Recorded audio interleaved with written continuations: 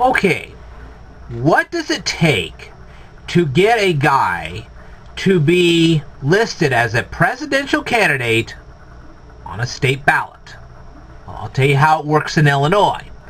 And after I tell you how it works in Illinois, then anybody living in any other state in the United States can either leave a video response or a comment down here below telling people how you become a candidate, a presidential candidate, on a state ballot in your particular state.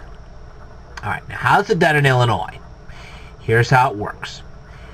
Let's say a guy wakes up one morning, his name is Bob, and Bob wants to become a presidential candidate. So what he does is he goes to a state like Illinois, okay? He goes to the state of Illinois, and he goes through, he may even have some assistants helping him do this. Probably he does. And he and his assistants go door to door. And let's say he's in the actual state, and he goes to Mary's house, knocks on the door. And he says, Mary, would you like for me to be your presidential candidate this year? And Mary says, well, sure. So she signs this piece of paper saying, hey, I want this guy to be a presidential candidate on the Illinois ballot.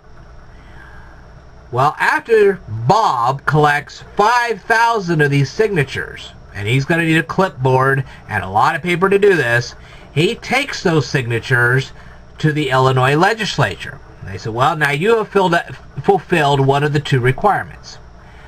Now, you have to fulfill the other requirement, and that means you have to collect delegates. Now, how does he collect delegates? Who are delegates? Well, there are delegates in each congressional district. Illinois is divided into a series of congressional districts. If you don't believe me, you can take a look up on your map yourself. You can see for yourself that Illinois is divided into a series of congressional districts. Now, the voters in each one of those districts vote for people who will then vote for candidates. Okay? Because the people don't vote for candidates, it's these delegates they send who will vote for the candidates. Okay? So, take for instance the Republican Party. So, a whole bunch of Republican people in a congressional district, say like the one I'm in, they all get together and they say, alright, we're going to send X and Y representative, let's say the guy's name is Bill. We're going to send Bill from our congressional district up to the grand old party, and when they ask who they want as a presidential candidate, Bill will say, hey, I want this guy to be a presidential candidate. And they may send more than one delegate to do so. Okay? And you're going to have to check the rules on that, because I don't know how many delegates in each district you have to get to do this. I have not found that information out yet. But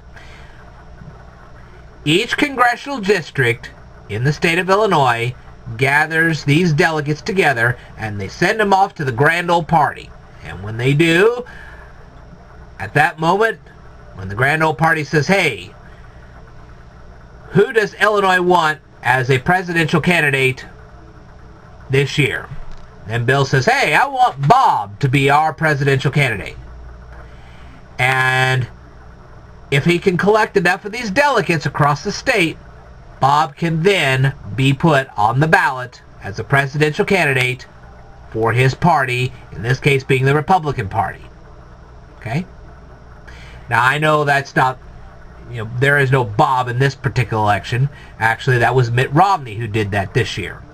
So, basically, Mitt Romney got a whole bunch of delegates from Illinois, and he got his 5,000 signatures, and he presented them to the state, and the state said, okay, we're going to list you, Mitt Romney, as the presidential candidate for the Republican Party on our ballot. That's how you become a presidential candidate. Whew.